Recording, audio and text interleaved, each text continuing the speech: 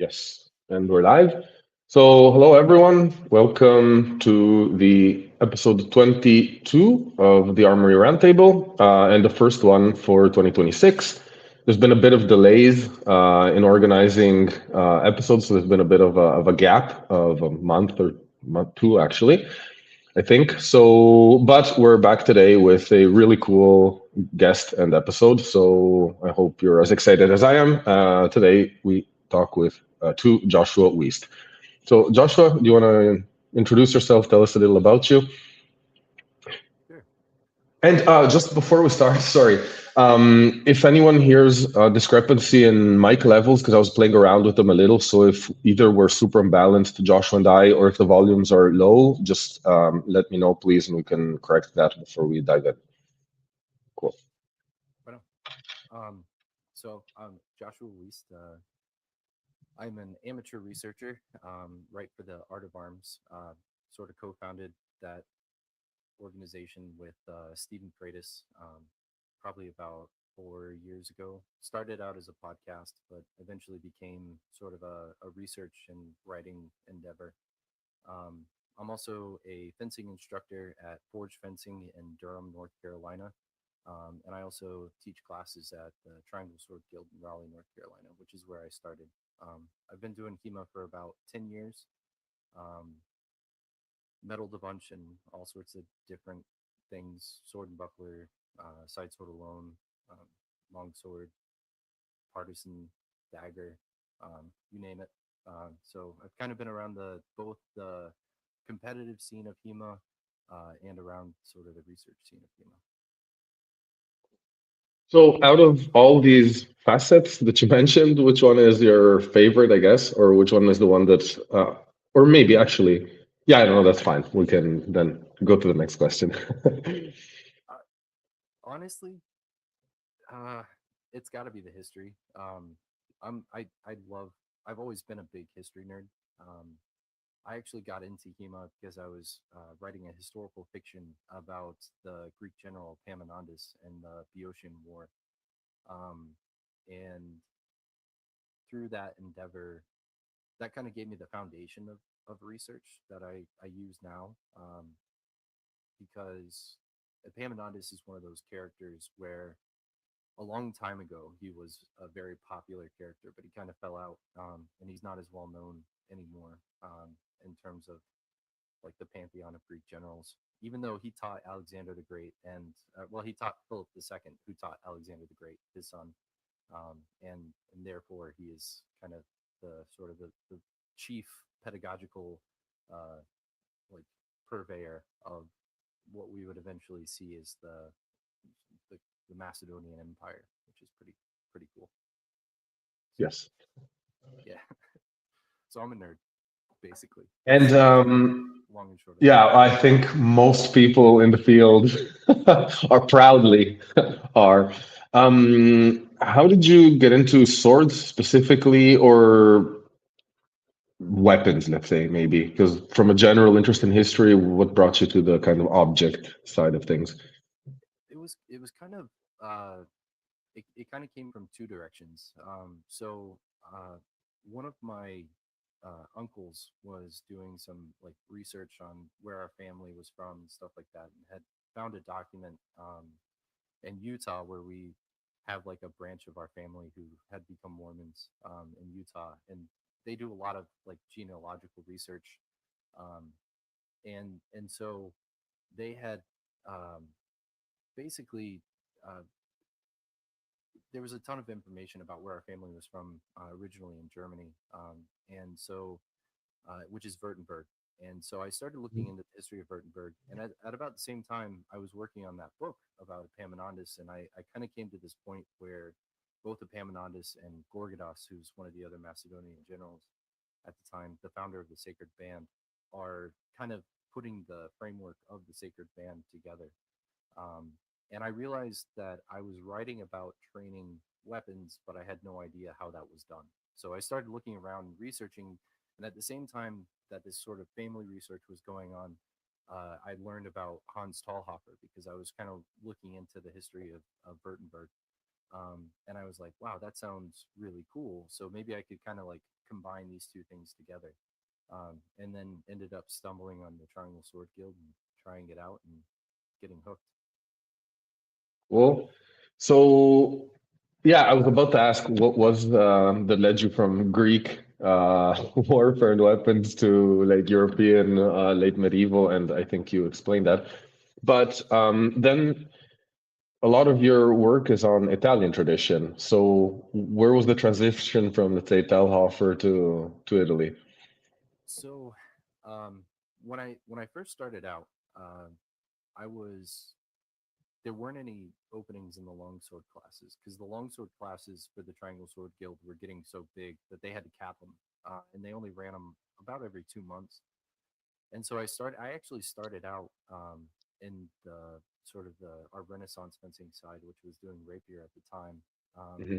And uh, the guy who ended up taking over the Renaissance fencing program, Christopher Nolan, ended up deciding to start a side sword program because he was really interested in like Bolognese fencing.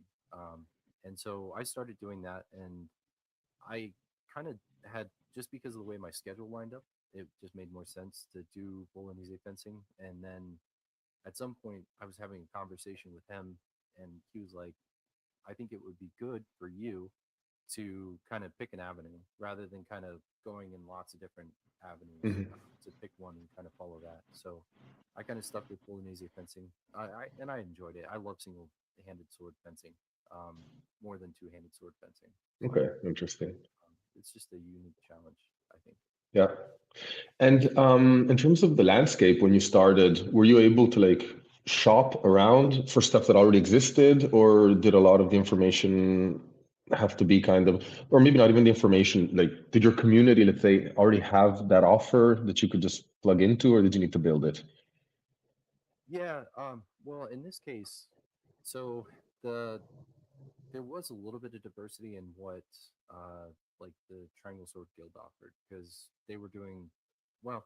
They were primarily German, so but it was an attempt at building more on the Italian side. So um, I guess it was almost like being there for building it from the ground up. So kind of like at the start of the program, I was probably one of the first three students that started on that side. Hmm. Um, a couple of them were holdovers from like the previous like rapier group that had been there, but for the most part, yeah, I was kind of there from the beginning. Cool. So in these years of like being involved in many different facets and everything, how have you seen, in your opinion or in your experience, how has the HEMA community kind of developed and changed? And maybe, well, yeah, let's go with that first. Yeah, I a lot, so much. I feel like when I first started, um, side sword was a very niche thing. Um, there was one other school in our region, which is the southeast of the United States, that was practicing side sword. Um, and we kind of joined in this like fervor, and we even Chris and I even went down to Charlotte, which is the other city, which is just a little bit south of us in North Carolina, and visited the school there that was also doing side sword, um, and helped them kind of build up the program that we see now, where the Southeast probably has the most side sword fencers of any region. A lot of that was also like they had started a tournament called Queen's Gambit, where they emphasized more of like the Bolognese weapon set. So they've experimented with things like partisan fencing, and then they have side sword and companion as a competitive tournament. Hmm. Um, and then we a couple years later started our own side sword tournament as a part of Raleigh Open. And so for probably the last 5 or 6 years, Chris and I have been tweaking the rules around like how we run our side sword tournament, and other events in the area, what we call the Piedmont region, have kind of picked up on the weapon set as well. Cool. So one question about rule tweaking, I guess, for competitions. Was there anything that you considered, like, Was there anything that you felt you needed to adapt for your own need, like for your needs, and why did you need to change? Oh, wait, S- So we have a comment. Someone can almost not hear you, so if anyone else can let me know about volume, we can try and fix it. maybe is that better? It sounds louder in my ears, but let's see if anyone confirms.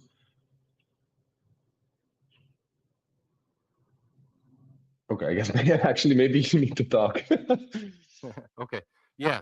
So uh, I'll answer that question. Yeah, with the rule set, it's actually pretty interesting. So Triangle Sword Guild for Raleigh Open rule set has run a continuous fencing rule set since its inception. Um, and the design for the tournament has always been to create something that was a um, more of a beginner friendly environment. So we run a Swiss pools setup. Um, and that means, for those of you who don't understand what that means, like Swiss, the way that we do Swiss pools, it's like a Swiss tournament in chess. So basically, a win will put you up in a higher seed, and you'll have to fence higher level fencers and so we sort every single pool, so that way, um, if you end up getting sorted into the lower pool, then you'll kind of climb up that Uh, ladder. just a second, Joshua. Sorry, you're cutting out. Something's wrong with the audio. So I'll try and see if there's anything on my end that I can do. Um, and perhaps if you have any volume boost or anything, that might be an idea.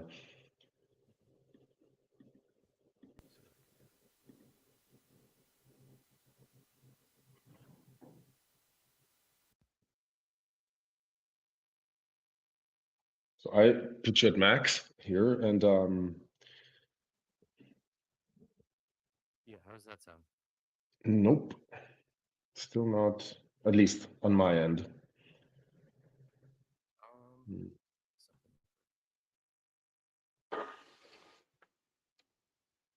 something. Oh, this is loud now. Okay, is that better? I think so. There was a moment where you were really loud. Now you're back a bit lower, but it seems to be a bit better. I can switch back to my headphones. Is that okay? This is probably better. It's way louder. Let me just. Okay, if you can please confirm, whoever's watching, if the audio is balanced, if the voices are balanced and you can hear, that would be great.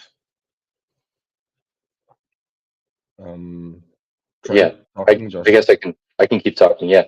So yeah, with our tournament setup, with the balancing rules, we've uh, we've tried tweaking that a couple of different times with another number of different setups in terms of uh, playing with how to create better fencing in that rule set. So one of the things that we've experimented with is allowing hand hits.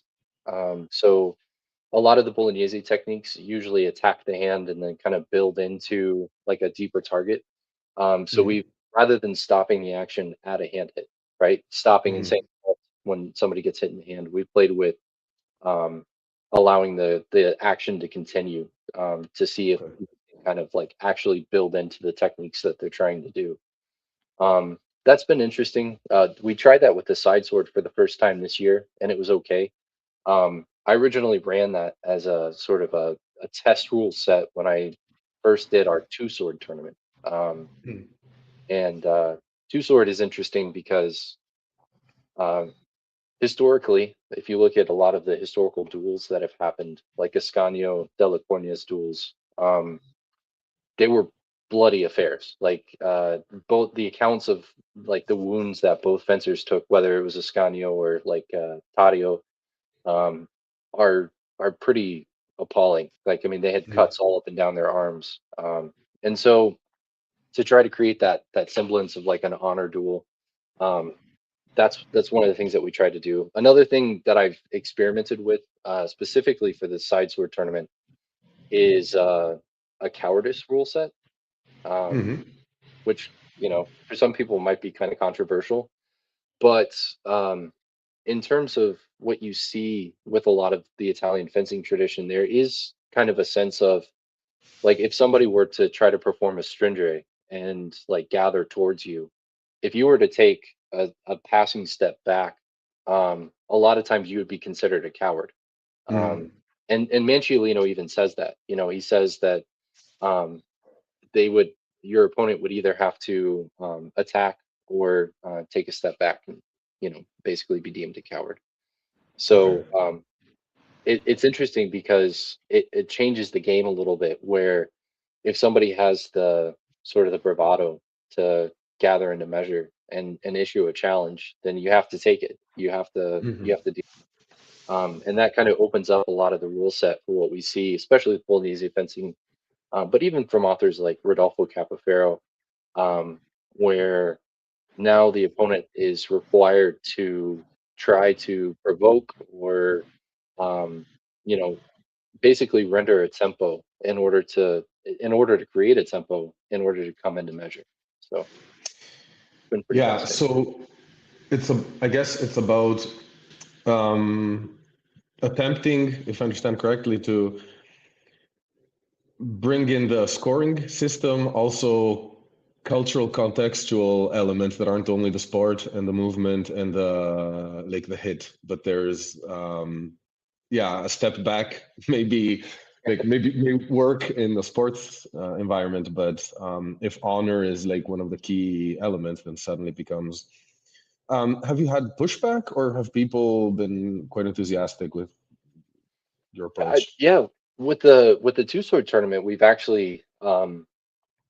a lot of success. It actually went really well, and we ran it again this year, and um, I think it's amazing because with the way that we did it is we would give a yellow card for cowardice. So Hmm. like the first time there's no point deduction or a point awarded to the opponent. Instead, it's just a warning. But if you were to do it multiple times, so if you were to do it, let's say 2 or 3 times, then you could get carded, and those yellow cards accumulate.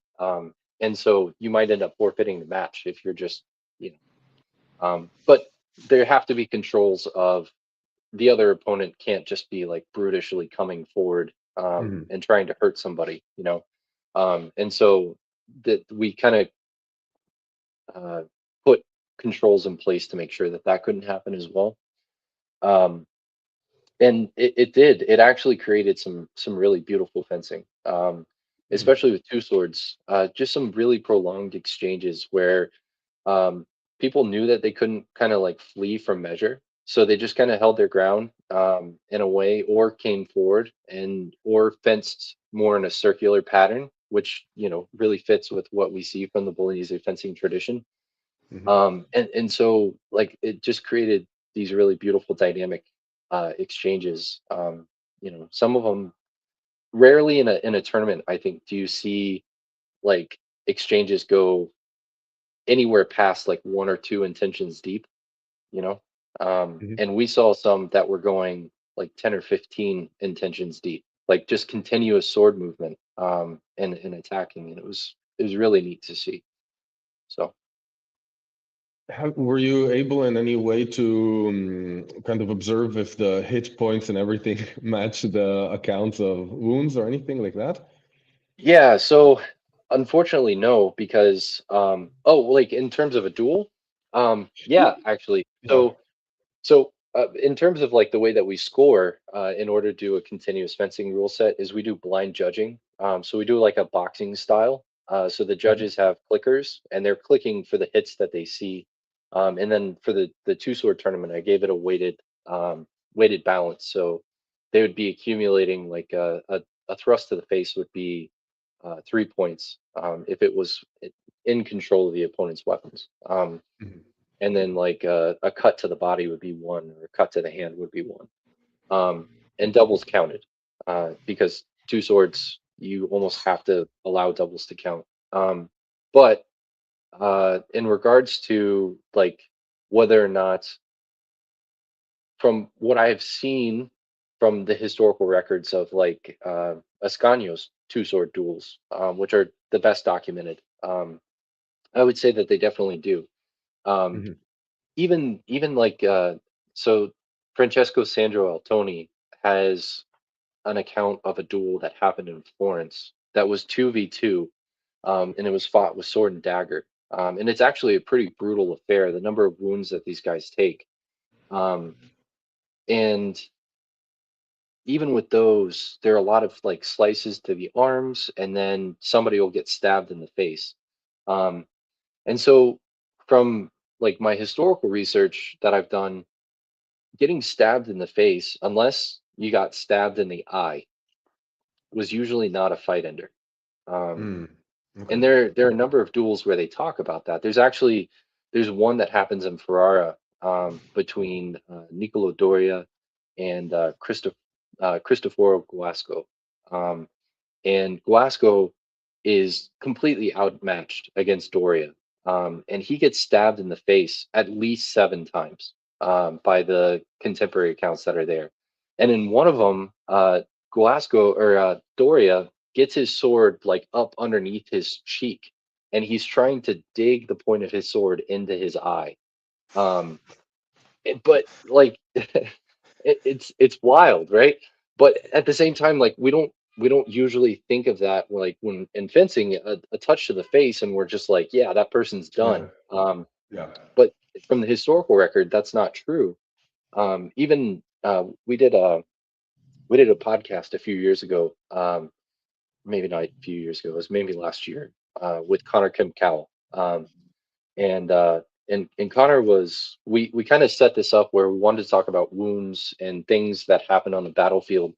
And one of the things that we looked at, I found an account in the Chronicles of Urbino, where there's this group of knights and they try to ride down this like rebellious group of peasants, and this knight rides in, and he gets wounded in the face, and then at the same time, like later on in the fight, maybe he gets thrust in the abdomen, and so his Mm. brother comes up and he sees this like nasty wound across his face, and he's like, brother, you're wounded.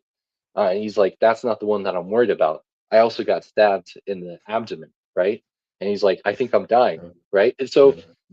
that's the perspective that these guys had, and you can see this in a lot of these dueling accounts, and you can actually even see it in some of the historical fencing treatises where they'll allude to the fact that a thrust or like a wound to the face is not necessarily something that's going to be a fight ender. Mm.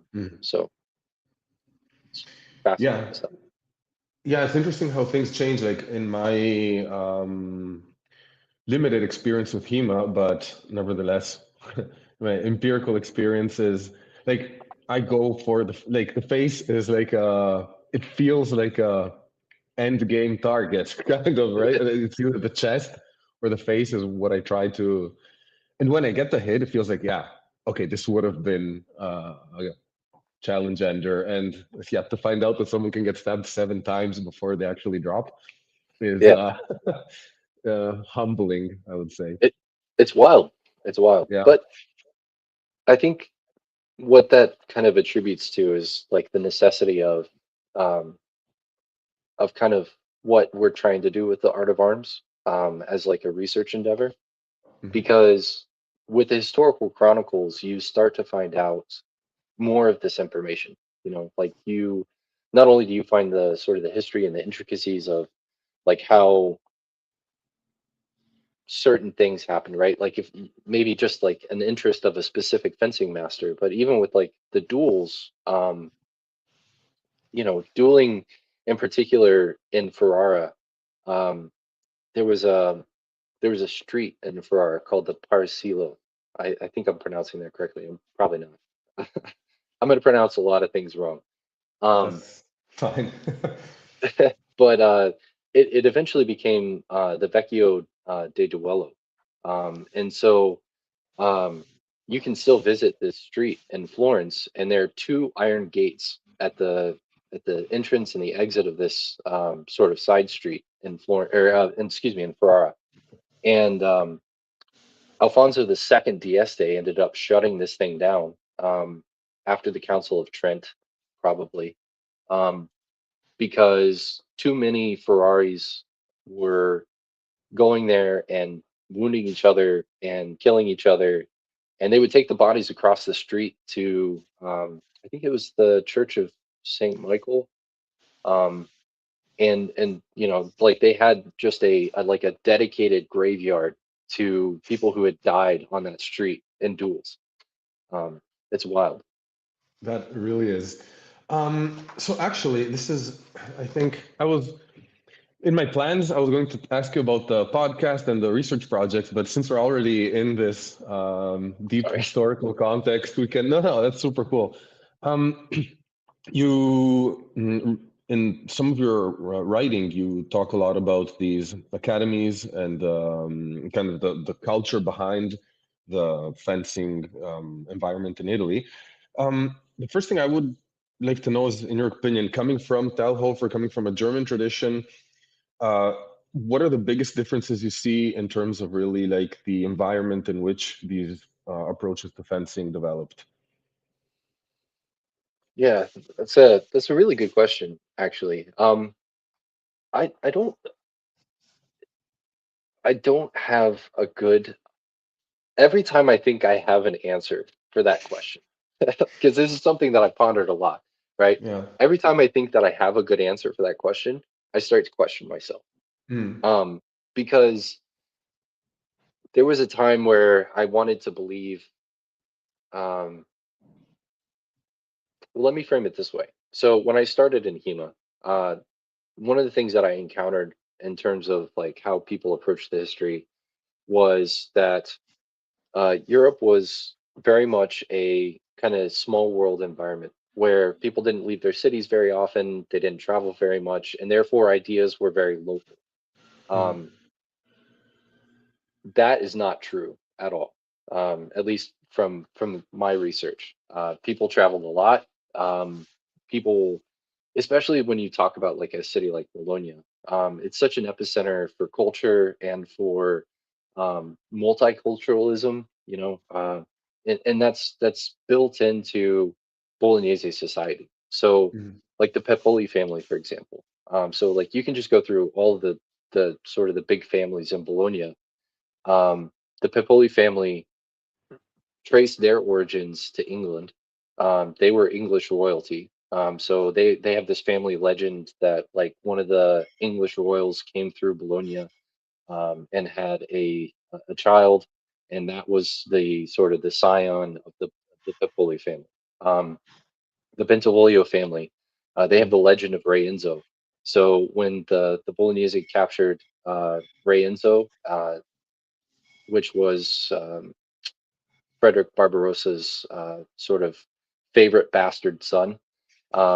He ended up meeting this young Bolognese lady and telling her Bentivoglio, which means something akin to like, well, I love you, Yes. and wooed her. And then they ended up having a love child, and that's the origin of the Bentivoglio family. So they used that. They multiple times they used that as a way to kind of they were given they became Counts Palatine of the Holy Roman Empire. So Mm. like when the Bentivoglio were trying to solidify their reign over Bologna, that was one of the things that they did. The Vigiani family are originally Swiss. I found that out the other day. That's super cool. So they originated from Switzerland. The Mariscotti family obviously come from Scotland. That's where that kind of originates from. They trace their roots back to Marius Douglas, so they're part of the Douglas clan. Um, Interesting. you know, yeah. So people might be a little bit more familiar in the English speaking world with the famous like the Black Douglas, who was kind of like a famous Scotsman, and that would be the same roots. Same roots also as Frederick Douglass, like the great American abolitionist. So Okay. super interesting. Yeah, because for me, when looking at like the documents in Martin Fabian's book on Hans Madel, for example, Hmm. in German tradition, you see a lot of the like budding urban middle class in a sense, like the non, which are trying in a sense to build their I guess their background. I mean, it's a sport. But it's also a way to network and to build these relations that then turn into political power. Of course, documentation is limited. We only have like lists of names and jobs. But what emerges instead from your work on the Italian Accademia is a little bit of a different environment, it seems. Like it's not Yeah, necessarily this proto-bourgeoisie or something like that. It's something completely different. So maybe if you want to paint a picture of the Italian context, that would be yeah. super So cool. it's really interesting because I feel like when you before the Italian wars, you had a lot of localized power, right? So you had the Bentivoglio family in Bologna, you had the Sforza in Milan, you had sort of the Medici family in Florence, and they'll come back eventually, but they're gone for a while. Um, and so with that, you have because there's localized power, you don't have as much transmission of ideas or people willing to kind of put the ideas out there because they're protecting ideas for whoever it is that they're loyal to, right? So, for example, we know that Darty and DeLuca both probably produced fencing manuals, but they probably stayed with the Bentivoglio family. Mhm. And the reason why they probably don't exist anymore is because in 1506, when the Mariscati and the Malvezzi came back to Bologna, they tore down Palazzo Bentivoglio and burned everything, right? And so that probably meant that Darty and De Luca's treatises were lost forever. Um, and so after in Bologna, for example, after 1506, there's this sort of crisis that happens where there are a lot of people who are very despondent towards the sort of the papal reign, and the Pope coming in and kind of establishing this ecclesiastical environment, and so they start looking for ways to recreate the Bentivoglio regime in a way. And so that's where with like Aquilini we get this the Accademia del Viridario, which is an attempt to recreate the sort of the ethos of the Bentivoglio court, in Mhm. lots of different facets. Um, and you see similar things not just in Bologna. There are also similar attempts to at recreation also in Florence. When Cosimo de' Medici ends up taking over as the Duke of Florence after Alessandro gets murdered in 1537. Um, he also goes on this like huge kick of trying to recreate the martial tradition of Florence. And so part of that is probably bringing on somebody like Docchiellini and Altoni, who are probably contemporaries with one another. Um, Mhm. and so, like, this kind of goes on for a while. And early on, it really exists in this sort of dueling culture. So, I gotta backtrack here for just a second because Sure. prior to the Italian Wars, there were three courts in particular that loved to get together and hold tournaments, and that was the Sforza in Milan, the Bentivoglio in Bologna, and the Montefeltro in Urbino. Mhm. So there were multiple times where they held like group tournaments together. Anytime one of their family would get married, and usually Ferrara was also included in this, so like the Dieste family. And so like in 1580 there's actually this or excuse me, I think it's 1590 or 1496. In 1496 there's a tournament that the Bentivoglio hold, and it's pretty interesting because you have um, the um, his name is escaping me, San Severino, fencing or like competing, right, who is Pietro Monti's sort of student, right? Mhm. And then at the same time, you have Guidobaldo Montefeltro, and at that time, we believe that Filippo Vadi was there, and San Severino ends up winning, which is interesting in and of itself, right? Because like as Hemo people, we wanna say like whose fencing was better. That's a Hmm. question that we ask ourselves all the time. Is like, how do we know that X, Y, and Z was a good fencer? Like, is their advice like worthwhile? Um, and so by kind of like engaging with historiography, you can kind of start to build this narrative around, well, this guy was a good fencer and this guy wasn't a good fencer, or so on and so forth, you know? Um, and so that's kind of the culture that existed. And even a later fencing scion, somebody who's going to show up in Palladini as like one of Palladini's like great fencers, is this guy named Mancino de Bologna. Um, Hmm.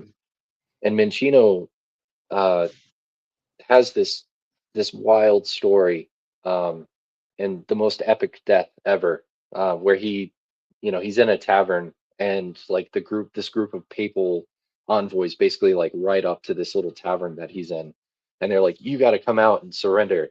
And he comes out and he draws his sword and he's like, "I'm never gonna surrender," and just like decides to take on like 12 guys. um, What, by the way, the name Mancino means left-handed in yeah, Italian. Do left-handed. Yeah, yeah, yeah, yeah, yeah. yeah, lefty. Yeah, good old lefty. Um, Yes. And his dad even has like a crazy story. He was murdered in a tower, and decided like, I guess that he figured out an assassin was coming up the tower and decided to like jump out, and not get killed by the assassin. So um, pretty crazy stuff. But the so Mancino of Bologna, actually he became famous because Ludovico Sforza, like Ludovico Il Moro, was holding a tournament in Milan, and he went to this tournament and ended up winning the tournament. And so he got knighted at that tournament. So, like in the sort of the latter portion of the 15th century, like heading into the 16th century, there was an opportunity for a lot of these people to advance by being Hmm. really good in a martial sense. So Yeah. it was a way for these people to kind of elevate themselves in a way. Um, and when that went away, when this sort of societal structure broke away because all of these major powers collapsed, um, there was kind of this weird period. There's a source that's preserved in Guidacini that talks about how there was about a 40-year period where Bologna didn't have a tournament of any kind. So like combat at the barrier. It's not entirely true, because in 1530, Charles V ended up coming to Bologna, 1532, and fighting Ferrante Gonzaga at the barrier during a carnival celebration in Bologna, which is also super cool, right? Because Vigiani was probably serving um, Gonzaga at the time. But the so like this, he talks about this 40-year period where there's this lapse, and I think what he's talking about is this gap between roughly like 1509 to about 1549, where in Bologna, from a citizen perspective, they kind of like didn't engage with their martial tradition. Um, and you can see that in the historical records. Like there aren't a lot of records of like attempts at holding a joust or combat at the barrier.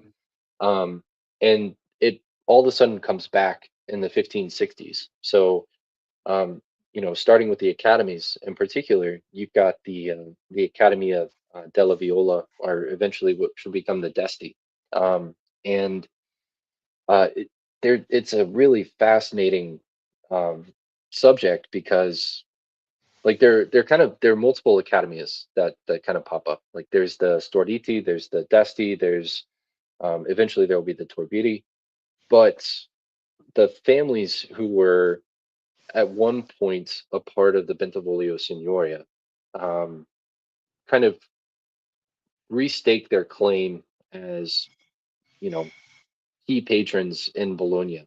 And one of the controls that Julius II put in place to make sure that the Bentivoglio never happened again was he expanded the 16 reformers to 40 reformers and got rid of a lot of the power controls that the Gonfalonieri Justitia had over the people of Bologna. Mhm. And so through that, it created a bigger base of like noble patrons. And so they kind of decided that they wanted to reinvigorate this martial tradition that they knew had existed in Bologna. And they did that through the Desti and through the Storditi. Um, it's not that people didn't stop or that they stopped fencing for 40 years or that they stopped jousting for 40 years. It's just that it became easier, I think, in a time when they weren't like perpetually at war Mhm. to like try to recreate a lot of these martial traditions and kind of bring them back to the more peaceful, like sort of peace Lodi time Yeah. that we see before that. Okay. Just a quick thing. Mention Yevgen. Yeah, the story's good. Sound quality, not so much. Sorry about that. We're having some technical issues.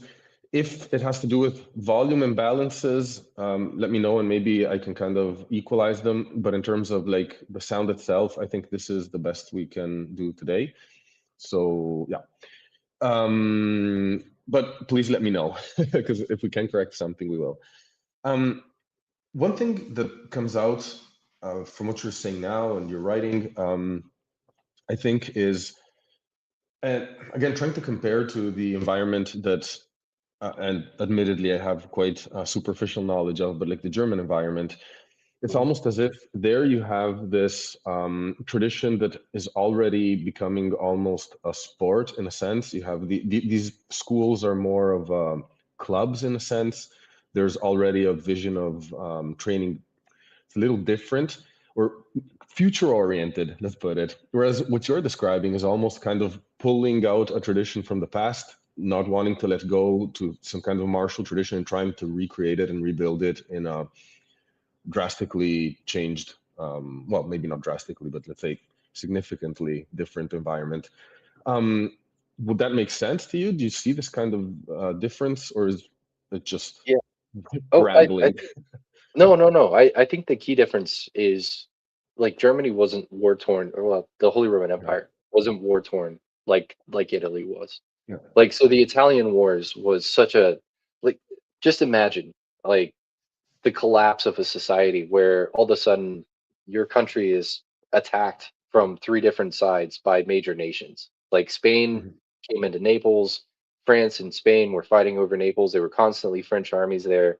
The Holy Roman Empire would come in whenever they wanted and just kind of engage in this fight whenever they had money. Uh, Yeah.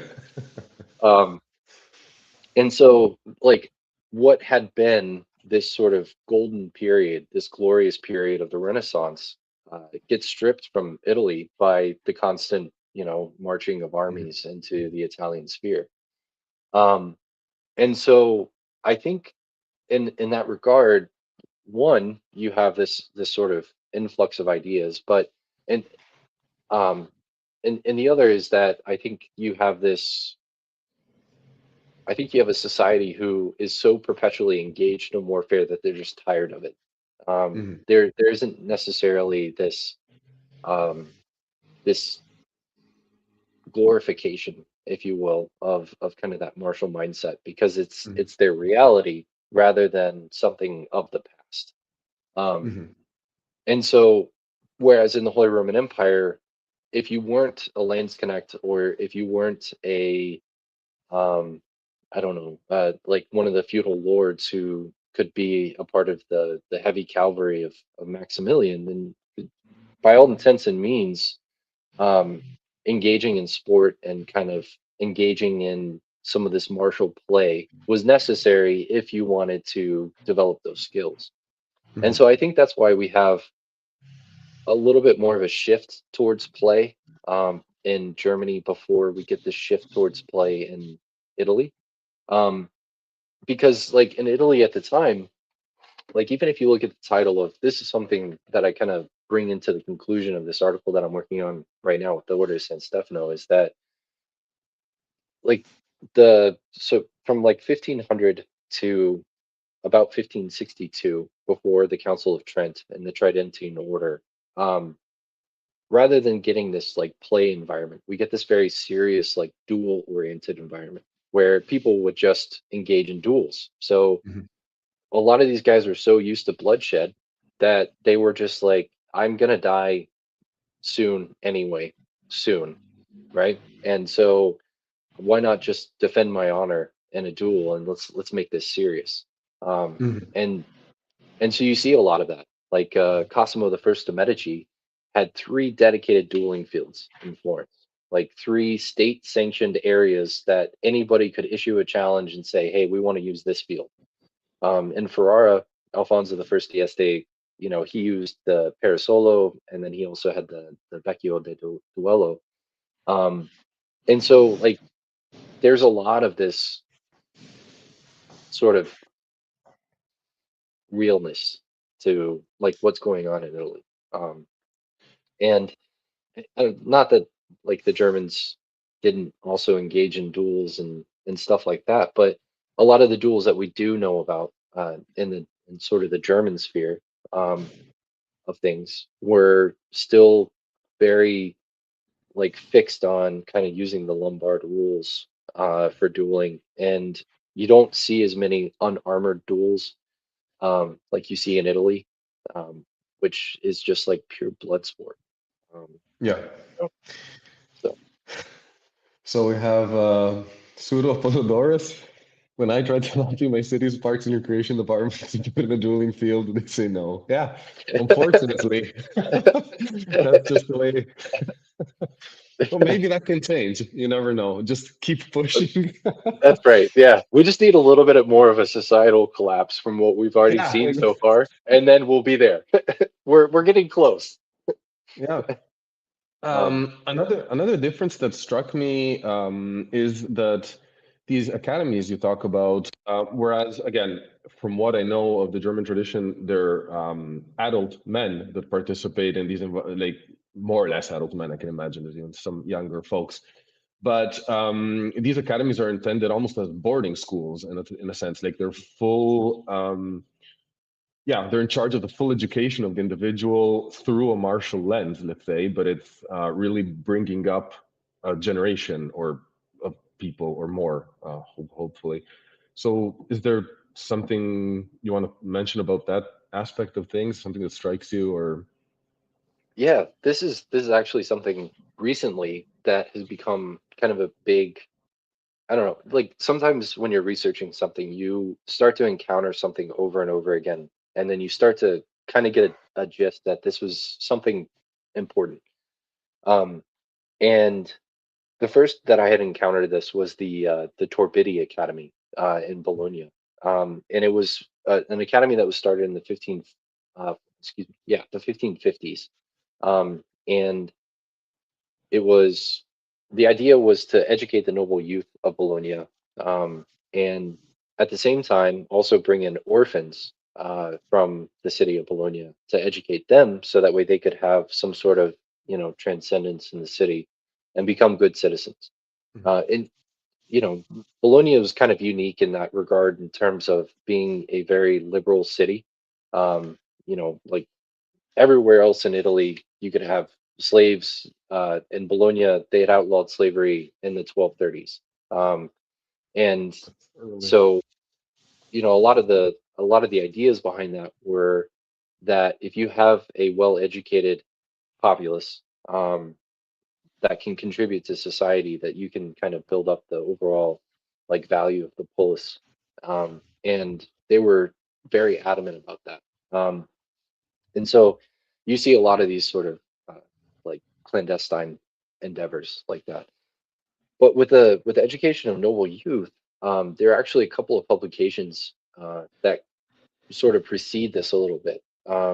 So there was one in the 1400s that talks about how to train kids, and it's actually pretty cool document. I don't have the sort of the quote like right off the top of my head, but to summarize, it talks about like teaching kids how to cut effectively, and then how to parry with a defensive like offhand, and then to counterattack basically. Um, and this was published in roughly like 1405. And we have a lot of clear documentation about young men who were probably 12 or 13 years old receiving their spurs for the first time, getting knighted essentially, Mhm. and venturing out into the battlefield. Um, More like probably the biggest figure in that regard would be Francesco Sforza. So Francesco Sforza probably trained, if Fiore was in Ferrara, he probably trained with Fiore when he was in Ferrara under Niccolo III d'Este, because his father Muzio Attendolo Sforza had basically he knew that he was going to get captured at the Battle of Casalecchio in Bologna in 1401, and so he gave his son to Niccolo III d'Este to be fostered, and so Mhm. he had his formative years until 1409 in Ferrara, and probably learned from Fiore, because we suspect that Fiore was in Ferrara at the time, and um, he got his spurs at 12. His father had been ransomed, and was building an army, which would eventually become the Sforzeschi, um, and probably one of the most well-known mercenary companies that Francesco would take over and then eventually become the Duke of Milan. Um, and so, like, we see this sort of youthful invigoration of getting out and like engaging in warfare. And the same thing existed later on. So I think when there was kind of in these academies, there was this knowledge of, well, kids that were, I don't know if you guys have this in Europe, but in America we have this saying, like if you ever talk to somebody who's older than you are, they'll always tell you that they used to go to school in the snow uphill both ways, right? Yeah. Just to kind of like rub it in your face that you didn't have things as hard as they did, you know? Yeah. Um, and that sort of mentality, I think, is something that they were very aware of as they were trying to recreate this Italian ethos post Italian wars. And Mhm. so there's this push to, okay, well, how do we re-educate the noble youth and make them worthy of this idea of being Italian? Um, and they a part of that was ingratiating them with this chivalric education.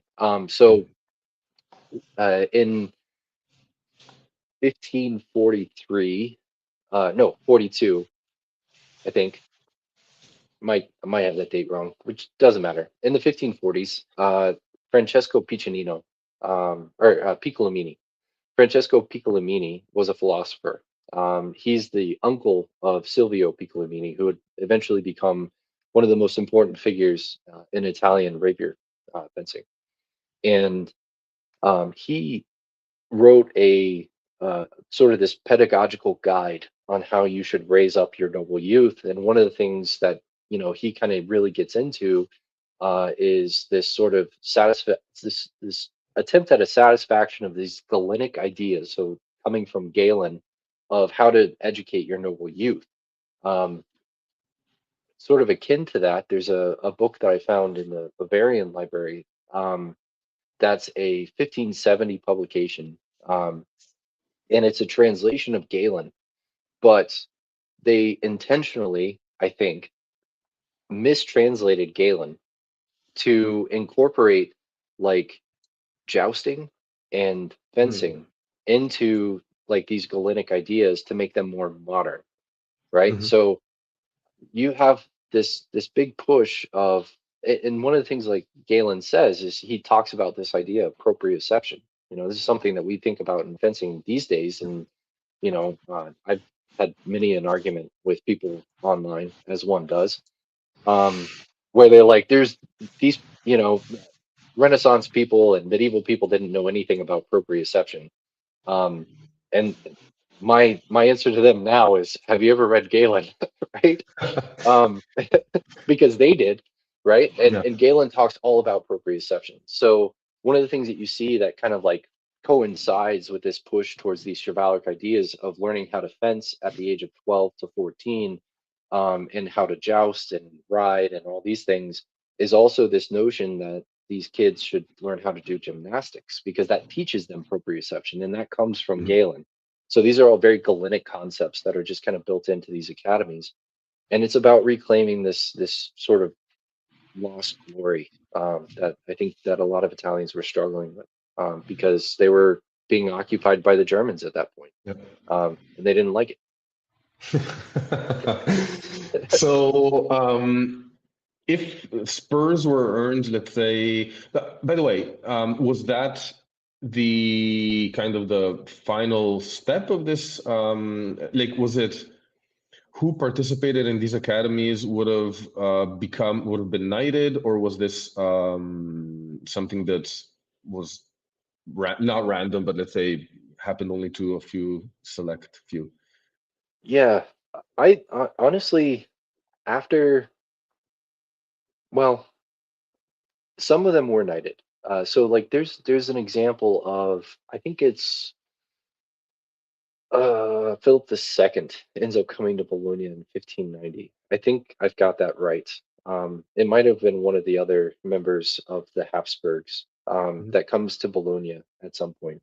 But it is 1590 specifically because Pompeo Vizzani kind of records this event. Um, there are a number of members of the Cavalieri d'Este and the Torbidi Academy who get knighted. So there are roughly like 30 different people who get knighted. Okay. Um, yeah, in Bologna, it was kind of interesting because the Gonfalonieri had the power to knight people, but it was usually limited to only like four or five for whatever term that they had. Mhm. So, like, there were structural powers where they could be knighted or they could be knighted by the church. But in order to get knighted by the church, that usually required some sort of service with the church. Um, but the reason why there were so many controls over like knighthood is because knighthood in Bologna was hereditary. So Mhm. you could have, if you had a knight in your family, you would still, your future generations up to, I think, three generations for 30 years would be considered knights. Um, and so it wasn't something that they gave out very liberally. They were Okay. usually kind of conservative about it because of the sort of how long term uh, that implication was. But yeah, so that's usually kind of the stuff that you see. Yeah, which then again, in such a when knighthood has such a value, the fact that 30 are knighted at once is still quite It a was big huge. number. It's like, yeah, Yeah. I mean, today you have to be like an ex-Beatle or something to be knighted. But Yeah. Yeah, or the other thing is they could join a holy order, right? So like yeah, I mean you could join San Giacomo della Spada or the Order of San Stefano, which yeah. Cosimo I de' Medici started in 1562. And so there were a lot of different avenues that people would take. Like sometimes if you were interested in kind of a martial life, that's where you would go. You would Mhm. kind of seek out one of these martial institutions, and you might commit yourself to some sort of a holy order. Yeah. Another thing that I think is really interesting is the age of knighthood that you mentioned. Like that's like what, 13, 14. Hmm. Um, it puts a lot in perspective, I think, because that's a really early age to be considered fit for not just the battlefield as a like cannon fodder kind of infantry Yeah. person, but like as a specialist in combat. Um, so do you think these would have been really like a majority of pre-15-year-olds kind of? No. So I Stephen Freitas and I actually had a pretty good conversation about this when I was writing an article about Filippo Dardi. Mhm. And so one of the things that I wanted to do before I got into what we know about Dardi was kind of like set the framework for sort of the historical precedent of who Dardi was. And in order to do that, I had to write about Annibale Bentivoglio, Annibale the First Bentivoglio, who his first action was at the age of 13 um, as a knight, right? he was probably a figurehead for a lance, so he probably wasn't like actively engaged. He probably stayed back with um, Micheletto Attendolo, who was the captain for the engagement that he was in. Um, and so he probably wasn't like actively like engaging in the battle, but probably had you know, all the members of his lance basically operating for him. Mhm. So Yeah, I mean, it's not crazy when you think then that like children were involved in like Navy environments until the after the Napoleonic Wars. So I mean, and these were like 8-year-olds. So it's yeah, so yeah, 14 is even a ripe old age. yeah. In And, I mean, one of the things that they talk about, so like Francesco Piccolomini, like one of the things that he specifically mentions is that for I guess their understanding of human anatomy, um, Mhm. that's when a young boy probably wouldn't cause any sort of long-term damage. But you see Mhm. something similar. So like if you were to look at like people who want their kids to be athletes, right? And they ask a question like of their pediatrician or whatever, when should I let my kids start lifting weights? Usually you hear somewhere around like that 13 to Yeah. 14 age range.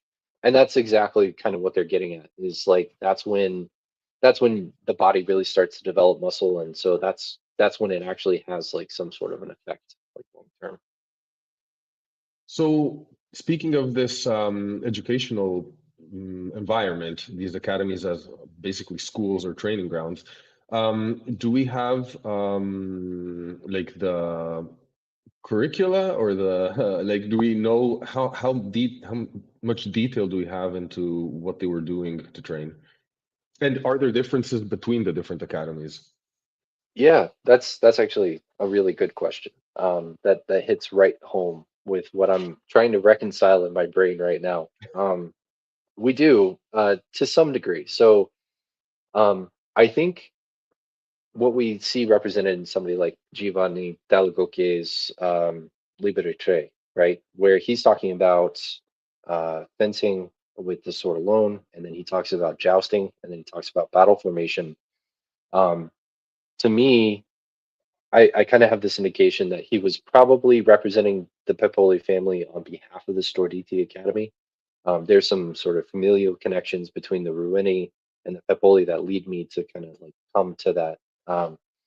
And so, like, I think Dall'Agocchie, he's writing for the pedagogical development of Cesare and Taddeo Pepoli, who both would eventually go on to become pretty well-known captains in the Bolognese militia and for Venice. The Pepoli family were always working for the Venetians, and so I think that that's where like we can kind of see that start to come about. Similarly, if you look at like the Order of San Stefano, we have Niccolo Giganti. So Giganti's second fencing manual was written for the Order of San Stefano. Um, and even though it's dedicated to a knight who was a knight in the Hospitaller, so like the Knights of St. John in Malta, um, it- the he was he was the master of arms for the Order of San Stefano at the time, in 1608, I think. And so like what he was doing there was like I think the reason why that book in particular was so difficult to find for both for the folks who found it, I think was Terminello and Pendragon, right? I think those are the two that ended up discovering it. Can't remember. I know there's a documentary about it, but it's been a very long time since I've seen it. But either way, that book was intended to be a little bit more isolated in terms of who had it, right? Yeah. Um, but Giganti, in this article that I'm going to publish pretty soon, Giganti was teaching in Pisa at the Palazzo della Caravana, I think is how you pronounce that. And the Caravanisti butchered that one. Um, would have been the Knights of San Stefano. Basically, like the initiates of the order would have to spend roughly about 3 years training at the order's headquarters in Pisa.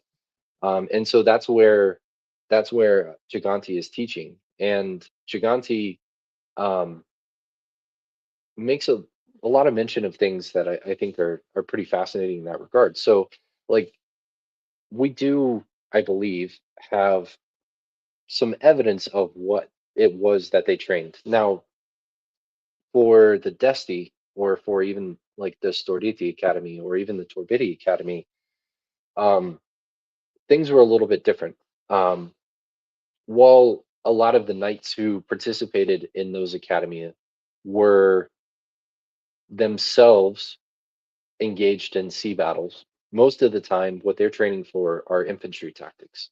So, for example, um, a later copy of Vigiani is dedicated to Piero III Malvezzi, right? Um, Dall'Agocchie's text is dedicated to Fabio Pipoli, who he says is his lord and master, and who he knew at a very young age. And both of those guys went to France and fought at in like what is it, Les Rochelle de la Abbey something. Um, so French, Italian, I'm okay, not Yeah. great, but French, way outside of my league, which is funny because a lot closer to English than Italian, but because we've borrowed so many words. But the yeah, it's in at Moncontour.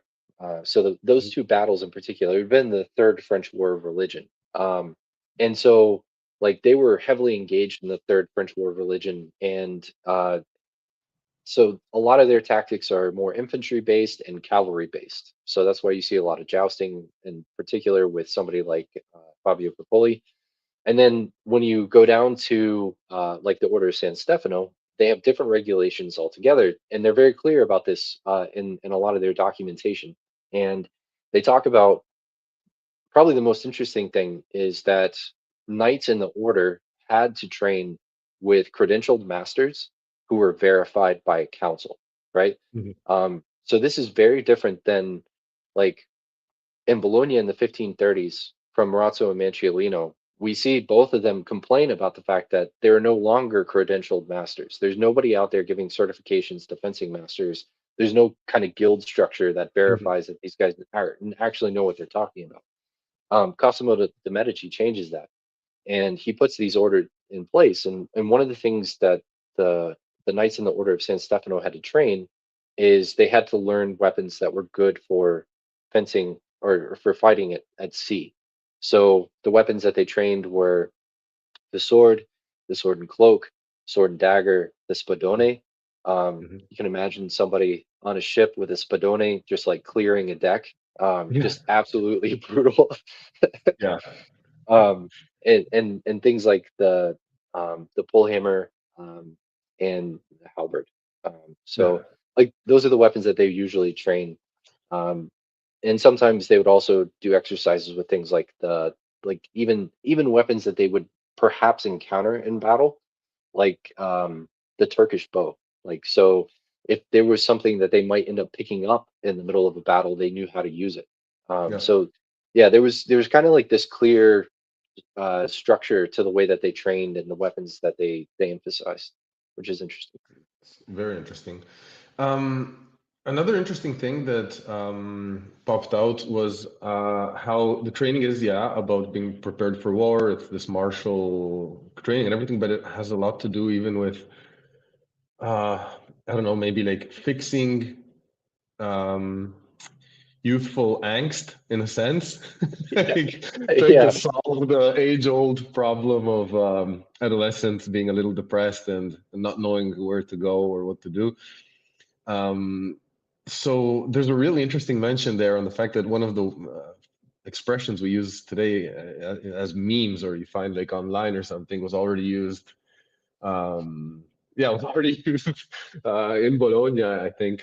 So yeah, do you want to tell us a little about that? yeah, yeah. They were basically just telling kids to touch grass, Yeah, and like get out. Yeah. Um, yeah, it's really fascinating with the academies, like because some of the academies, like the Desti, for example, like it was more of an adult oriented academy, Mhm. but it sort of coincides with the Torbidi, but you still see this like idea of youthful enterprise of kind of the noble youth, probably guys in their late teens into their early 20s trying to do something to better themselves. So rather than becoming despondent, and there's at this time there's a lot of generational wealth, right? So I think Mhm. I think we can correlate that with our times. There's the old saying that soft times create soft men, soft men create hard times, Yeah. kind of thing, right? And I think that in order to try to avoid that, there was this attempt to get young men to engage, and in some cases women. There's a fencing troop in Bologna in the late 16th century of lady fencers who go around Mhm. and challenge men, which is pretty sick. Um, That's but the movie worthy. it totally is, yes. Yeah. But so there's kind of this idea of like building up this martial culture, and having people engage with something that's greater than just the malaise of sitting at home, and I guess at this time it would be reading books. I mean, they're probably reading like Ariosto, and they're just Yeah. like imagining themselves as Rodomonte rather than actually reading Vigiani's Yeah. texts and out there getting to learn fencing from the Yeah. character of Rodomonte. You know? Yeah. I mean, that's really interesting. It shows how, I mean, the human mind and the way we work hasn't changed that much. Like we're still the same people 500 years later with the same kind of questions and concerns, and oftentimes the same solutions as well. Because Yeah, yeah, yeah. yeah. Well, Um, yeah. Go ahead. no, I was thinking, do we have any like surviving well, how should I what's the word? Testimonies from people who were in these academies, like about the life in the academy, in a sense, not only about the like the training or the martial aspects, but actually how it affected their growth and their education. Yeah. So I yes. Um, the biggest one that we have is Pompeo Vizzani in Mm, Bologna. Um, Vizzani was, at least from, I don't have a great source on this, so I guess I'm going to put this with a bit of a caveat, but it's widely believed that he was a member of the Desti.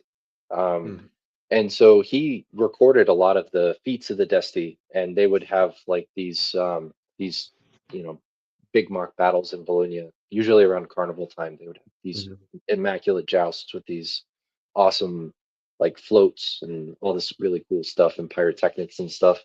Um, and uh, and so he's probably one of the best accounts of that. And then I think there's also Giovanni Mariscalchi, who wrote a chronicle that's dated between 1561 and 1573. Um, I don't. His his brothers were definitely in the Desti, and I imagine that he was too. Um, and he gives us the most information about the life of the Desti. So, like, he even records uh, Desti funerals where, like, how these guys would be buried, which is incredibly fascinating stuff, right? Very intimate detail, mhm, talking about how the knights would surround the body with like lit torches, and then act as the pallbearers and carry the body into the tomb, and then stand outside the tomb as it was sealed with their torches still lit. And there, I think he records two funerals specifically in his chronicle of the Dusty, and then he also gives like way more information than anybody can. Like when I originally tried to start researching the Dusty, um, I was relying primarily on Vitsani because he wrote a number of different books, whether they were in his history or even like standalone books that record like the history of some of the jousts and the feats of arms that they did. And then I came across Mariscalchi, and he records everything. And it was like one of the best finds of a source that I've ever had. Um, so in that regard, yeah, like we do. And then even from like the Order of San Stefano, which is kind of the other focus that I'm on right now. And I intend to kind of broaden this scope a little bit as I'm going around now that I'm on this kick. Mhm. And but those are the two places that I've been focusing on. So like even for Florence, for the Order of San Stefano, um, there are a lot of Stefaniani knights that would record things that they were doing. I don't remember the guy's name off the top of my head, but in 1571, I believe, one of the knights of the Order of San Stefano wrote a book that is about how to it's basically kind of like a battle formation kind of book, and encourages like it talks about like how to develop soldiers pedagogically, what the role of the captain is. It's actually really specific. So if anybody's interested in like military history and how like battle formation would have worked and how like structure and order of command would have worked, it's a really great book, and I can send it to you. So um, That would you be put it in the show notes or something. super cool. Yeah. Yeah, and even from like Bologna in the Storditi Academy, yeah, you have shoot, his name is escaping my brain right now. Um, Domenico Mora, that's who it was. Domenico Mora wrote three different books about warfare. So his first book was called like The Soldier, and then he wrote The Knight, and then he wrote The Captain. And in all of those books, he talks about like different roles that some of these officers would play. Um, and so from that regard, like those are commentaries of people who were members of the academy that kind of like relate back to what the academy's purpose was in a way. Um, Unfortunately, in terms of like intimate detail outside of maybe the Stefaniani and the like Mhm. the Order of San Stefano, I don't think that we have that for the Desti. Like we don't know the day to day.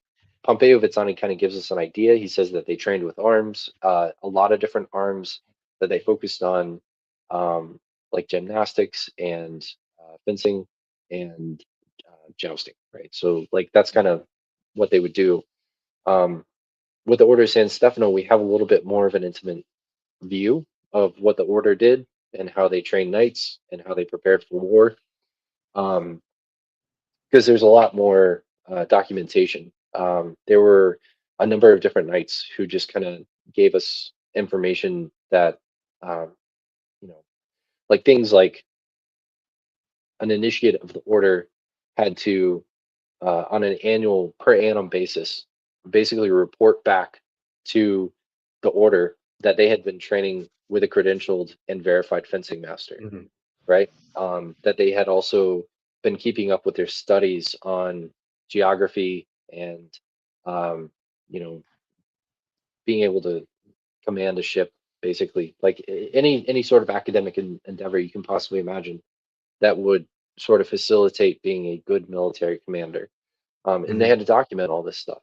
Um, and so their records are a lot more prevalent. And I think that I don't know how far I'll be able to get into that research endeavor. Maybe at some point I will, but I think it's going to require actually going to Pisa. Um, but Well, if any, there are worse punishments. yeah, um, I mean, look, if I end up stuck in Bologna or Pisa, I'm not going to be upset. But um,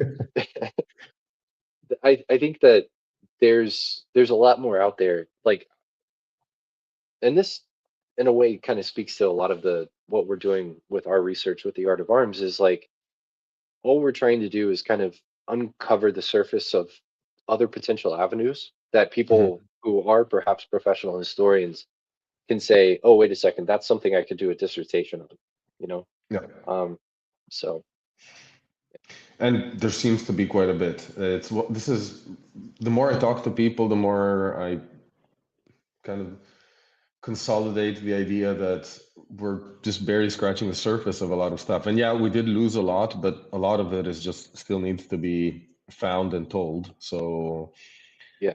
yeah, I've that's got really cool. right now, I'm sitting on a 430-page document that needs to be transcribed. So if anybody wants to like do some paleography, and this, see, like this is something that was somebody would do for a graduate project, right? Like this would Yeah. be their doctoral thesis, and that's why like I'll encounter things that are like a roadblock that even I can't get into because I don't have the professional training to like really kind of like get to the bottom of it. Mhm. It's a 430-page document. That's a day by day account of the Italian army in France during the Third French War of Religion, and it talks about Fabio Popoli and Piero the Third Malvezzi, um, so much. Like I mean, And because they were two of the principal commanders of the Italian army. and it's in Italian? It's in Latin. Latin, okay. Well, I I, think I think it's a mix of Latin and Italian. So okay. basically, what happened is like this was legit, like legitimately. It was, yeah. I mean, that's that. I guess that works in this regard. Legitimately, it was a crusade. So um, Pope Pius had decided that he was going to send a crusade to France. Hmm. Um, and the bulk of this army was actually mustered in Bologna.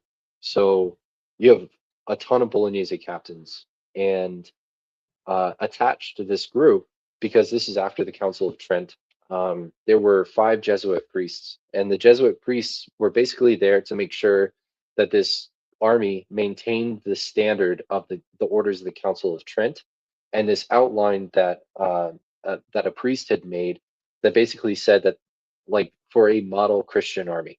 Um, and so it's actually kind of funny because the Jesuit priests complain because the moment that this army got into France, the King of France um, basically told the Italians that he couldn't feed them and that they would have to forage for their own food.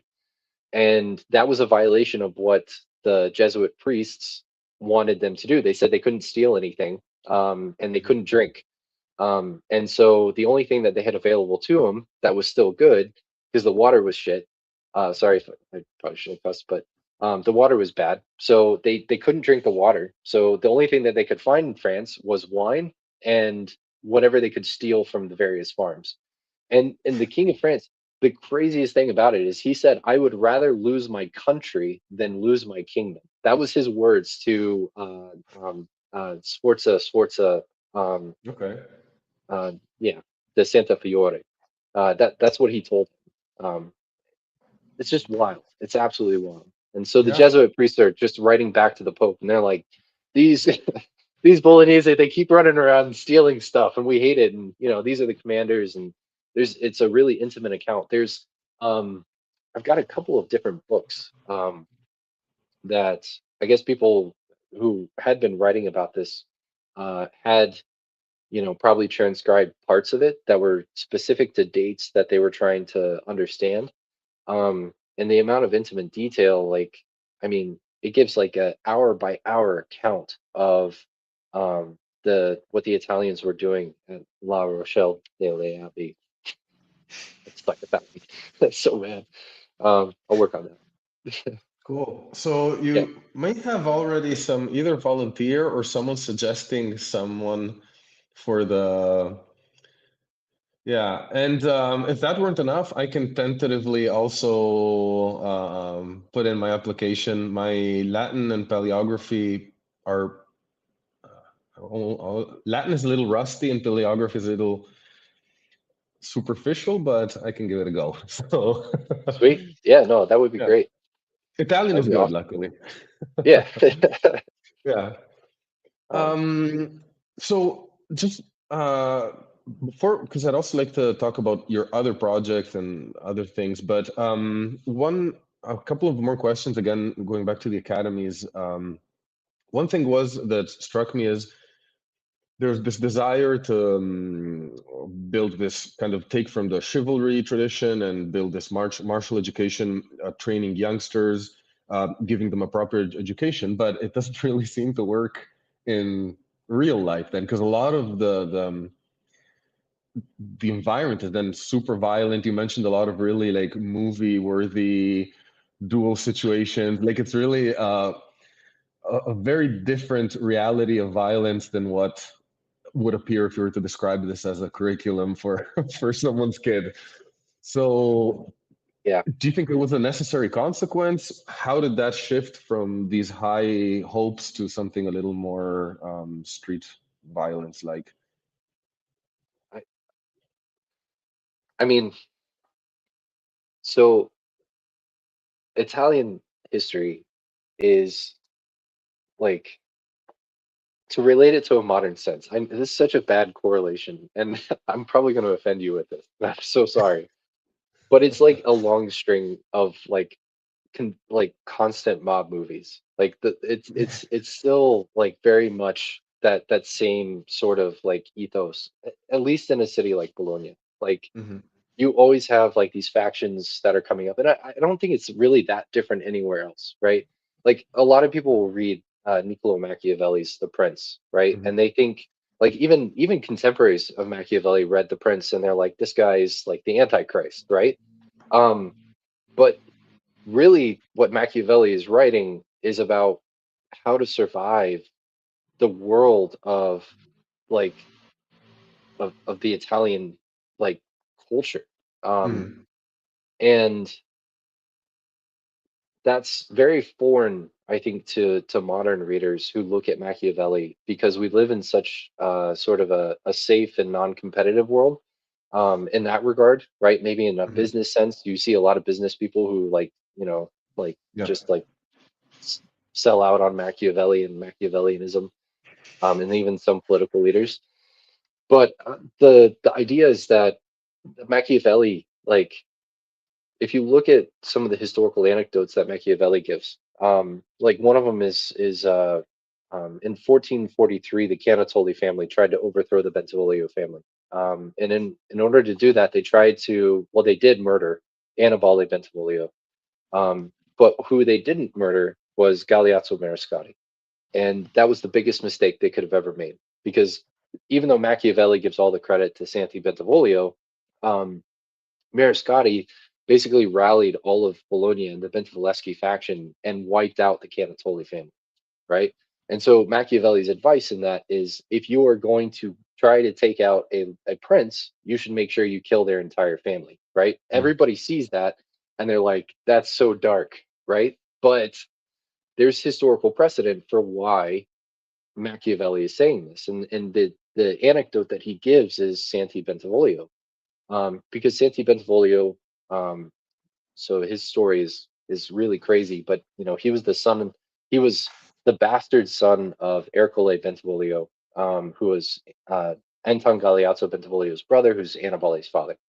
And so he's basically like his cousin, right? But he was born to a poor woman in Poppi in Florence, which is kind of in like uh, like Eastern Florence, and it was its own like sort of provincial area. It was actually a part of the Holy Roman Empire, and so he's born there to this poor woman. He gets adopted by a blacksmith and raised by this blacksmith's family. And one day, the spy master of Bologna, this guy named Circola de Ascoli, who's such a badass character. I wrote an article about him if you want to go read it. He's so cool. He just shows up in Poppy, and he's like, "Hey, you're the son of Ercole Bentivoglio, and I'm going to take you back to Bologna, and you're going to become the new Signore of Bologna." And this kid, literally 13 years old, just gets ripped from his life and like put in as a prince, right? And he has this conversation with Cosimo de' Medici beforehand, um, and Cosimo, he's telling Cosimo de' Medici that he doesn't feel comfortable with everything that's going on. He just wants to stay in Florence, um, and he's afraid. And Cosimo says, you can stay in Florence and content yourself with small things, or you can go to Bologna and you can, live up to your potential. And there's a famous painting in the Palazzo de' Medici that depicts this meeting between Cosimo de' Medici and Santi Bentivoglio. And so, um, yeah, factionalism and this sort of factional fighting is a hallmark of Italian culture, right? And it wasn't so bad in areas where you had a more of a feudal kind of establishment, but in the republics in particular, it was really bad, right? So if you think Florence, Bologna, Lucca, Siena, um, in a lot of ways, Rome, Rome always with its factional fighting. So in that regard, factional violence didn't go away. It really just kind of changed its character.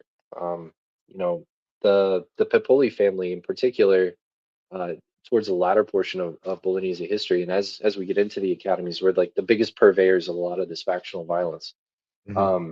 As a matter of fact, they ousted. I think it's so Guidarcini ends up coming into Bologna. He's the first non-ecclesiastical um, sort of legate in Bologna, like the famous Florentine historian. Um, and he had this beef with the Pepoli family, and Girolamo Pepoli runs him out of town. And Vizzani, in his history, comments on the fact that he never gave a fair account of the history of Bologna because he hated the Pepoli family so much that he never wanted to say a nice thing about Bologna. Right? So, like, one of the best historical accounts that we have is so clearly biased towards or against like the city of Bologna because there's this factional fighting, right? And so yeah, and as things kind of march on with Bologna, like even Ugo or even Fabio Pepoli ends up, like probably dying from factional violence. And you can only imagine that somebody like Giovanni Dalla Gocchia was a part of whatever sort of like factional fighting that was going on. Piero the Third Malvezzi was arrested at some point. So the guy who Vigiani was later dedicated to in 1588, like he was arrested in Bologna in 15, I want to say 1576, because he took an army of armed men and rode into Bologna, and the Pepoli family also took an armed group and rode into Bologna, and all they were about to duke it out in the town square, in the Piazza Maggiore, and the papal legate basically just like called the militias and had them all arrested and was like, "We're not doing this today." So yeah, um, in some ways, like to answer your question more directly, um, like knighthood in some way helped feed that factional violence, um, because it was in a way of ensuring that you would be able to subsist in that world in that realm, and that at the same time it also hopefully like intentionally was meant to steer people away from into maybe a more controlled environment of violence, right? So like if you and I have beef with one another and we decide to take it out on the jousting, on and like jousting with one another or fencing in a fencing cell, then that's a lot better than the two of us deciding to, draw real swords and cut each other to pieces in the street. In the square, or street. Which happened a lot. Yeah. And sometimes And they would start in the joust and then they would develop a beef and then they would take it to the street. So, you know, yeah, I mean, no solution works for every single scenario, right? There's gonna right. be in terms of styles of both education, but maybe even fencing, like the actual aspects of fencing. Are we able to determine big differences between Florentine school and the Bolognese school, for example, within these academies, let's say, Yeah. specifically? So with the Bolognese school in particular, um, I believe that there's a pretty clear sort of pedagogical delineation in terms of the way that, or at least a tactical delineation in terms of the way that the Bolognese approach fencing. Um, I think you also see it show up in somebody like Capofero. And so I had originally framed this in my mind as being like a very like Bolognese thing, and I think now I'm starting to I think I might be starting to see this a little bit differently. And I don't have like a clear idea, but they all have the same sort of tactical idea. Um, Marazzo teaches the Segno, right? And the Segno is basically two concentric circles. There's a smaller circle in the middle and a bigger circle on the outside. And what you see from a lot of the Bolognese authors is this attempt to, as Palladini says, claim the misura di fiere. And that's the zone of striking, right, in the center of the circle. And once you've claimed that center circle on the segno, then that's that. If anybody tries to approach from there, then they have to render a tempo of some kind, right? And that kind of gives us like Giovanni's Dalla Gocche's five tempos of attack. Um, it's where like it changes the role for the person who's on the outside, basically. Dalla Gocche would that's where Dalla Gocche's provocation section comes in. He says that if somebody is defensive and they decide to stay fixed in guard, then you should try to provoke them out of their guard, right? Because you never want to Mhm. attack somebody who's fixed in guard. Um, Same thing with Manciolino. Antonio Manciolino gives this idea of the stringere of space, which is that gathering step into measure, and then they either attack or they retreat, right? And so you see it from almost all of the authors of the Bolognese corpus, including Vigiani. So Vigiani calls it advantage, advantage of the guard, and then Capoferro would say that that's coming to measure, and then you attack somebody as they are trying to gain measure themselves, right?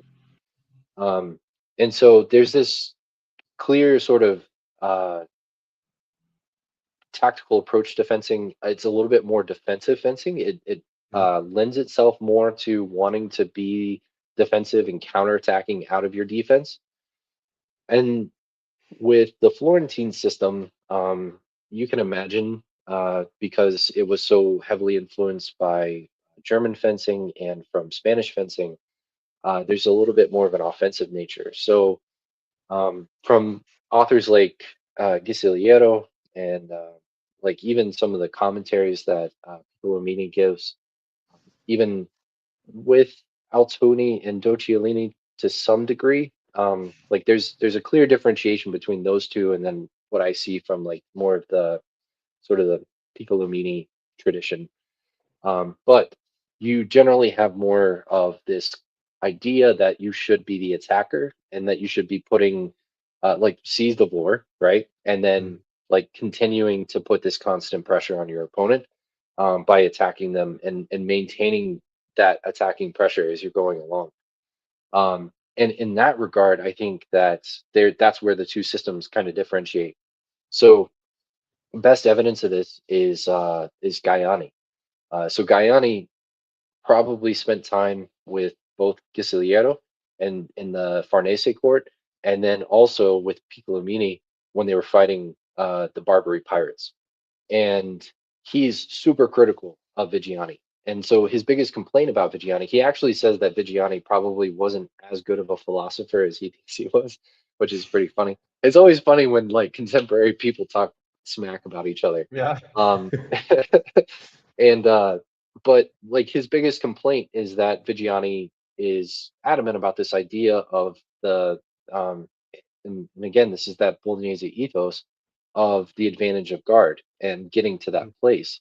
Um, Gaiani thinks that that's really dumb. He thinks that you should just kind of attack from the outset and then maintain that frequency modus, right? Kind of like what 3227A says. Um, and yeah, so the kind of two different philosophies, right? Like one's more attacking, one's more defending, Mhm. and they butt heads with one another. So Yeah, interesting because they're not that far, by the way. So like, these no, two they're different not. worlds are happening really in Yeah. yeah. By the way, quick hi to Julian from the Spadone project. So late to Hey, the party, but hi back. We did Julian. mention, Joshua mentioned the Spadone actually and its use on ships, which was really cool. What happened to these academies? Like, what's their demise and end? How does it happen? Do we know? Yeah. I don't know what happened to the Desti. Hmm. They kind of disappeared.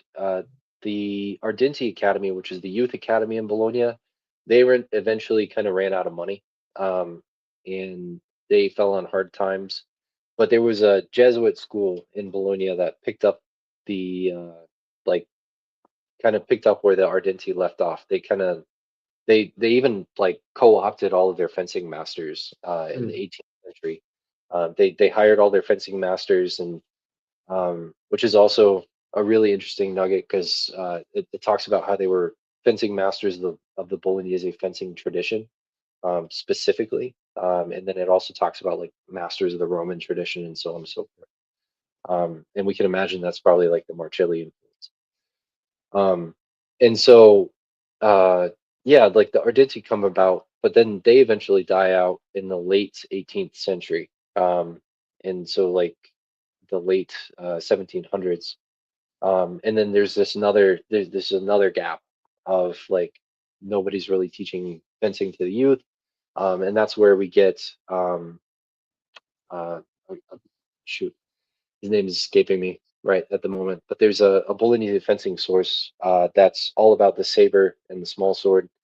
Hmm. And he specifically mentions how a member of the Zembacari family had basically hired him to start this fencing academy and build up this, like rebuild the sort of the fencing ethos in Bologna in 1800. Um, and they, for all intents and purposes, they kind of do because Hmm. there's even more evidence of like another kind of like resurgence of the fencing tradition that starts in the 1800s. And I thought about like how far do I want to take this article, and I was like, I can't go that far. It's already Yeah. too much. But And it's um, happening again now, I suppose. There's it another is, wave of resurgence, right? So, yeah, no, and that's a fascinating point. Like when I was researching even like the Desti, right, the Cavaliere della Viola, I'm sitting there and I'm looking at it. I'm like, this is just HEMA. Like these guys are just doing HEMA. Like it's really interesting. And then like you take that perspective of like an author like Giovanni Dalla Gocchia, and he's so adamant about like maintaining elements of the Bolognese fencing tradition that came before him, where he's like maintaining guard names and he simplified things to kind of meet his time, right? Like it's everybody's using four guards, they're using first, second, third, and fourth, you know, and he's like, okay, I'm gonna do the same thing, but I'm just gonna do it with Bolognese guard names. So we're gonna stick with Guardia de Alacorno, and then we're gonna have Codalunga Stretta, Porta de Ferro Stretta, and then I'm gonna throw in Cinghiale Porta de Ferro Stretta because it's Bolognese, and we're gonna have these like discordant body positions because that's Bolognese fencing. So um, it's interesting. Yeah. yeah. So in a sense, the tradition never really goes, right? It's No, I don't think so. I know that ongoing. there's some HEMA scholars who believe that there was never a Bolognese fencing tradition in the first place, but Mhm. Um, I don't necessarily agree with that. I think that like in terms of a Bolognese fencing tradition, um, we have pretty clear evidence all the way from like the start of Darty. Like I see it as like there was the Bentivoglio as the nexus, right? So the Bentivoleschi faction was the nexus of the fencing tradition. Um, Darty even kind of talks about this in his letter to the Bolognese Regimento, where he's talking about how he says 30 years ago I was hired by a certain citizen to teach fencing in Bologna, and he offered the same agreement to me now, and I'm asking you to basically come to terms with this, right? And that certain citizen is probably because like it seems like he's talking about the same person in that letter, right? That very famous letter that talks about like how much he charges fencing students. It seems like he's talking about that same person. And it's probably highly likely that he's talking about Ludovico Mariscotti, who's Galeazzo Mariscotti's father. And in in 1413, Ludovico Mariscotti tried to basically run a coup. He got all the doctors at the University of Bologna together, and they tried to overthrow the Baldassare Cosa's government. So Baldassare Cosa is a particular bad guy. I've got an article coming out on him relatively soon. Craziest human being on planet Earth. He was a pirate. He was a philanderer. He slept with over 120 nuns while he was at the University of Bologna, um, and married women. And then he ended up becoming proto lord of Bologna by killing a whole bunch of Bolognese citizens, and they didn't like it. There were three revolts. I mean, Okay. yeah, there were three revolts against him. So the first revolt happened. It was the Butchers' Revolt, which was led by an ancestor of Antonio Manciolino, Hmm. right? So I think it was Giovanni Manziolino, if I'm remembering that correctly. The Butchers' Revolt ended up failing because the Pepoli family aligned themselves with Baldassare Cosa and got all the nobles together, and they overthrew this sort of popular government that had risen in Bologna in 1413. And then once Cosa's government was back in place, then the doctors at the University of Bologna decided that they were going to have their own coup to overthrow this noble coup that had just happened because they thought it was actually pretty cool that they had a popular government that was run by the guilds in the way of the Bolognese Republic Hmm. way back in the 13th century. Yeah. Um, and so, like Darty's letter references this, right? So, like we can look back at 30 years before 1443 would be probably Ludovico Mariscotti in that 1413 doctor's coup, um, and that's where like historiography and a lot of kind of helps to uh, enliven a lot of the information that we have about something as simple as that, right? Like we might focus on that from a perspective of just like it's cool for HEMA because we see Hmm. Filippo Dardi, right? But there's more to it than that, and it really kind of helps to directly link um, the Mariscotti family to the Bentivoglio regime and Dardi, and so like you build up this tradition, whether De Luca was a student of Dardi or not. Eventually, we get Guido Antonio De Luca in 1496. Um, According to Orioli, who says that that's when he first appears in a Bolognese census. So it could have been before that. He could have trained with Darty. We don't know. Gelli believes that he did. He said that he was about 23 years old when he started training with Darty. Who knows if that's true or not? But with DeLuca, we know that DeLuca trained so many fencers that it was like number of soldiers coming from the Trojan horse, right? We get Guido Rangoni. We know he trained Achille Marazzo, and untold numbers of anybody who's involved with the Bentivoleschi faction would have trained with DeLuca.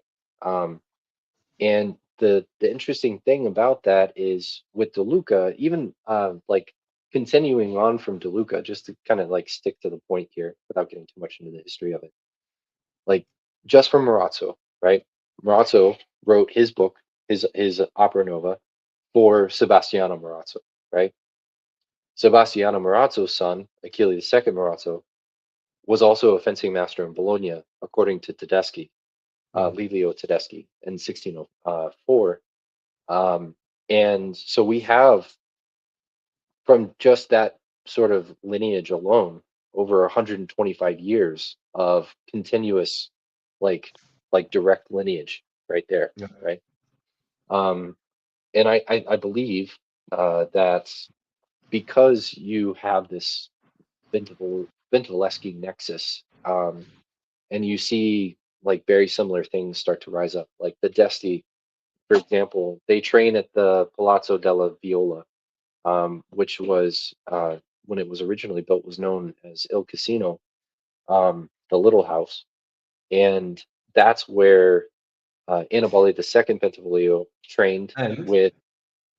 Was that? sorry, but casino can also mean a brothel. Oh well, in Yeah. this regard, it probably was not a brothel, but that's hilarious. Yeah. It's really funny because I found there's so many like historical terms that I want to like throw on a t-shirt. Like I made a t-shirt for like the Bentivoglio faction, right? Their catchphrase was, or not catchphrase, their war call was Sega, right? Yeah. But I found out that Sega, in modern terms, is another name for like a hand job. So Yeah. you know, Yes. sometimes I think that I'm doing something cool that's like historical related, and I imagine meeting somebody in a modern context, and they're like, I don't think that means what do you think it means? Or does Or does it? it? Touche. Um, Yeah. but yeah, so like Il Casino, Annibale trained with like all of his close knights and members of the Bentivoglio court trained with him there. That's probably where Mhm. De Luca trained Marazzo and Guido Rangone, because Rangone's father, Niccolo Rangone, was the captain of arms in Bologna, and where they garrisoned their troops was right down the street from El Casino. Um, so that sort of like forms the epicenter, right? And then we have another character in uh, uh, Achillini, Giovanni Filotio Achillini, who also writes about the sword and buckler fencing tradition done in three assaulti. Like, I mean, he's very clearly describing this thing. He even like in parts of Dario, he talks about Guido Rangoni and how he's like the future of this sort of like of the Bentivoglio, um, and how he's like this exemplar of the Bentivoglio court. And so, like through Aquilini, when Aquilini eventually takes over Il Casino and starts his academia at Il Casino in the Viola Gardens, right? And then after that, the Cavaliere d'Esti were called the Viola because they trained at that same facility. So like like there's so many different facets of like this idea of a continuation of a tradition and this sort Mhm. of like enlivenment of a tradition. And what's crazy about the Bolognese like martial tradition in general is like their texts. You can pick up a textbook right now that talks about the joust, and I guarantee you'll find something where it talks about how the Italians didn't start jousting until it was introduced to them by the French, Right. right? That's not true. That's not true at all. Like they're talking about like I think they usually put it around sometime like the 1350s that the Italians started jousting, but there's documentation in all of the Bolognese chronicles that talk about the Italians jousting in the early 1200s. Mhm. Um, so again, like there, I think in the with the Bolognese, they jousted all the time. They loved to joust. Let me Mhm. just rephrase that too. Like from from the time of the Cavaliere d'Esti to probably the early 19th century, like we're talking about the early 1800s, they were still jousting every year for Carnival and for the Porchetta Festival. So twice a year in Yeah. January and in August. So Yeah, I guess when it comes to traditions, it even really depends on what kind of what your guide, like, what your definition is of a tradition, right? In the sense that after everything you've been saying today, I mean, there's institutional support, there's educational purpose, there's like a formative value to the experience. There are academies around it. Yeah, it's hard not to, for me at least, it's hard not to say, oh, that doesn't constitute a tradition because I don't know, the specifics of a technique are maybe similar to something else, or they're not like the cultural context in which that comes to take shape is so rich and so deep and deeply embedded that how can that not be a tradition in a sense?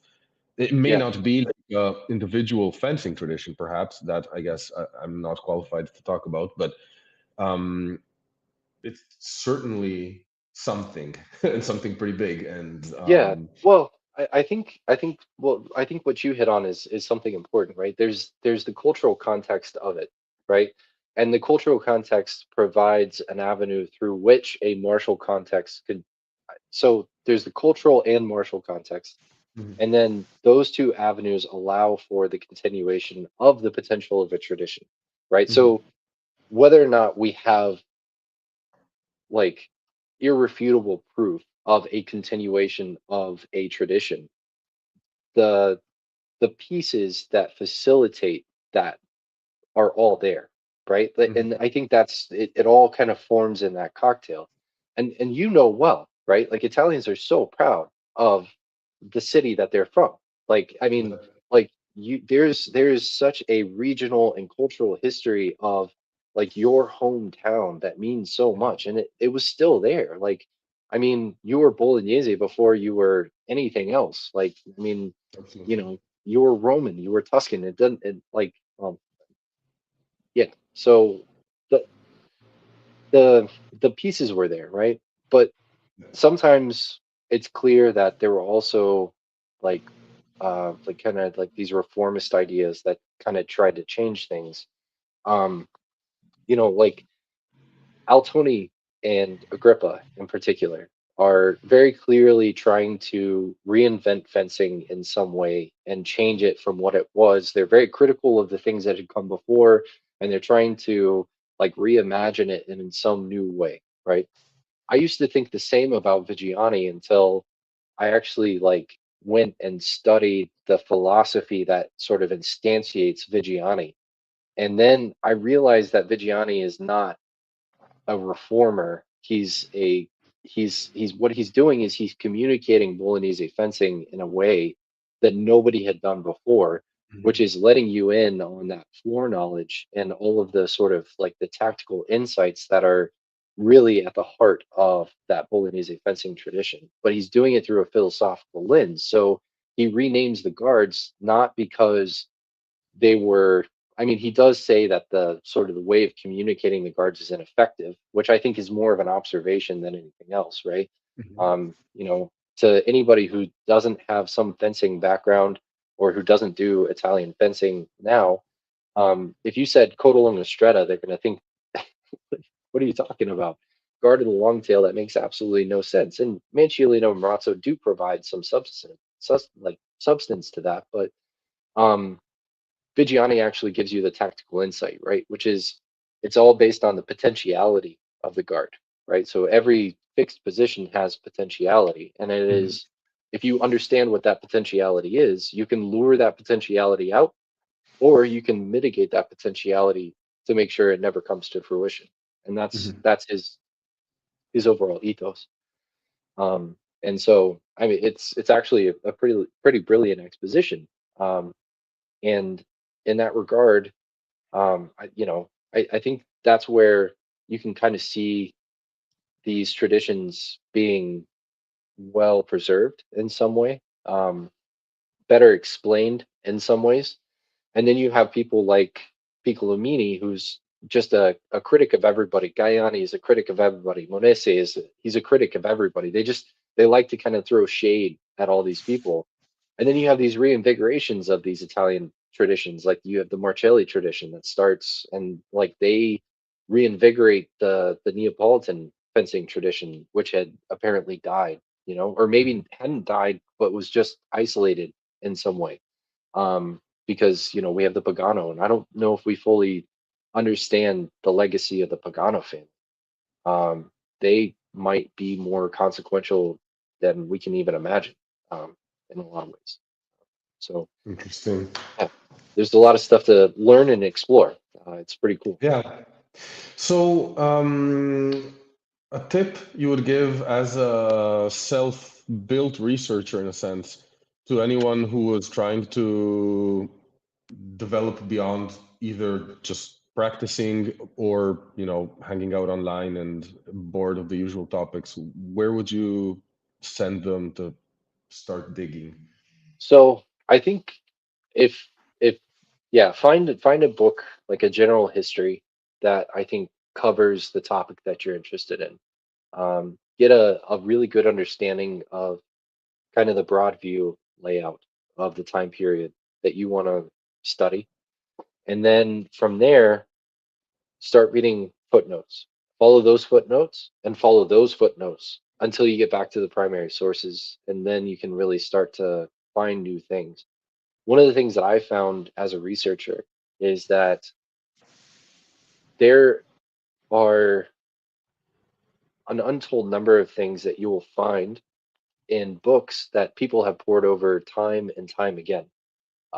So even some of the best researchers that you can possibly imagine, when somebody like Michael Mallet, who is both famous in the United States, England, and in Italy, right, as a researcher, like just tremendous, world renowned. When he's looking at a history book, he's not necessarily looking for characters who might be tangential to or important for historical fencing, right? And that's true of almost every historian probably who's ever looked at a history book. And what's unique about the Hemo movement in particular is now we have a different perspective to come at these same history books that have been poured over thousands of times and to find new things because that's not what people were looking for before. So they might not have made that connection that you can now make to start to uncover new things. Yeah. Okay, cool. Thank you. One last question I had, going back to the beginning, so to the your different scoring system or your testing Yeah. of different scoring systems. With everything that we've discussed today, all that weight of context, do you think there's room or for a sort of context, not only talking about your experiments, but in general, for HEMA to develop kind of a context sensitive scoring system? Because when I think about systems that are based on military practice, for example, versus dueling, versus first blood dueling, versus battlefield, like all of these, thinking back to what you mentioned, I think would benefit tremendously from a sort of nuance that kind of tries to rate the contextual aspects as well. What are your thoughts? Yeah. I've actually, I think about this quite a bit. And like the first step was the sort of the cowers rule set because it forces people into Mhm. Bolognese fencing, right? Um, and that in and of itself, like it has to have its own controls outside of that. But I've thought about like with some of the duels that we've gotten record of, and that we've looked at, uh, yeah, trying to figure out how to come up with a rule set that really attributes things to the duel. Like maybe a thrust to the face and attacking the head really isn't the best thing, right? Mhm. But a thrust to the chest. So there's a duel that happens in 1596 that Ariosto records. He was working as a spy for the um, as a spy master in Bologna, but was like super integrated, which is super fascinating because he was a poet. Um, Yeah. but yeah, so he's working as a spy master, but he records this duel that ended up taking place in front of the Bentivoglio Palazzo, and these two guys basically draw their swords on one another and hit each other on their first attempt to strike. Thrust to the chest, and they both die Mm. instantly, right? Um, but then you look at that Guasco duel, the guy gets stabbed in the face 7 times. And then you look at, the fights in Florence, and guys are getting stabbed in the face left and right. They're not dying. So even from like a safety perspective in HEMA, hitting somebody in the head, thrusting him in the face, cutting him in the head, Mhm. um, maybe not in a longsword context. I imagine if you get hit in the head with a longsword, Yeah. or thrust in the face with a longsword, it's probably going to do a lot more damage. But with side sword, right? Maybe a thrust to the face isn't where what we should be prioritizing, and maybe Yeah. that's a way that we can actually make the sport a little bit safer is by deprioritizing that, so people aren't incentivized to go after the head, and instead they start going after the body because we make a thrust to the body um, Mm. more points. You so I think that there are a lot of avenues to understand these things one of the things that kind of like put me on this kick in particular, like like Stephen and I's overall vision when we started doing this research project was we wanted to figure out who these fencing exemplars were. We were looking at Vigiani and we wanted to know who Campoli was, who Guido Rangoni was, and so on and so forth, Ottaviano Farnese. Um, and through that, we found more fencing exemplars. But yeah, the one of the things that inspired me to start looking more at the martial context that would be dueling or even like battlefield wounds was a conversation that I had with Michael Chittister, where he was encouraging that we need more information on what a sword fight looked like and what the outcomes were. Mhm. Because for all intents and purposes, like a lot of that information would help us to sort of characterize what how we structure our rule sets. And from what we found, yeah, I think we could change a lot of those things pretty significantly, and that they would have a big impact. And maybe be more fun, right? Because you could Yeah, rule sets could change depending on what kind of context you want to communicate within your tournament or your practice or whatever. Like, yeah. so yeah, that sounds really Well, interesting. so one of the things, and I encourage this, like I don't know how like uniform the rule sets are in Europe. I haven't had a chance to come over and fence, and though I look forward to.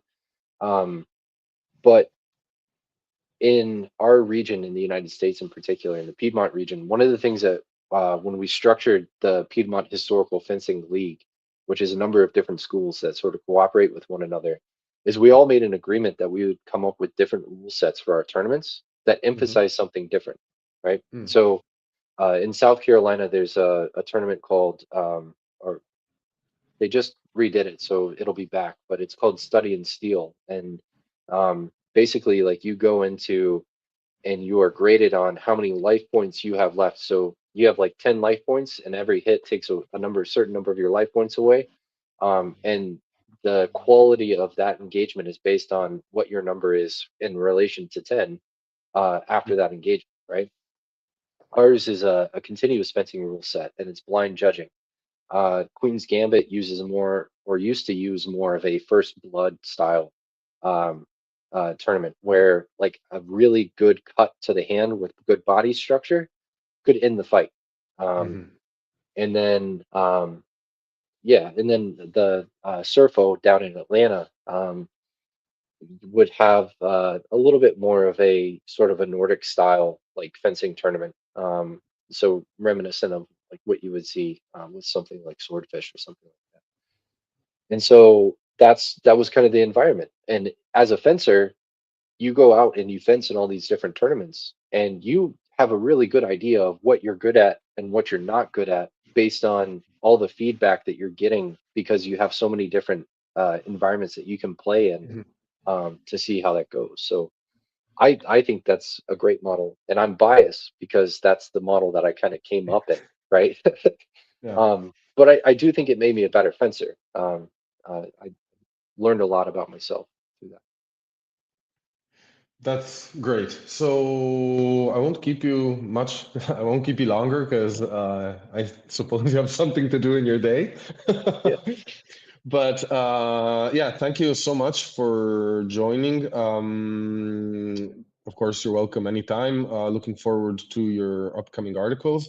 And any links and stuff, send them over and I'll add them in the in the description and everything so people can either find documents you share or articles that you feel are important. awesome. Thank you. Yeah, So thanks for thank having me. you. It's great. Yeah, it was. Thanks everyone for joining in and see you next time. Bye. Bye.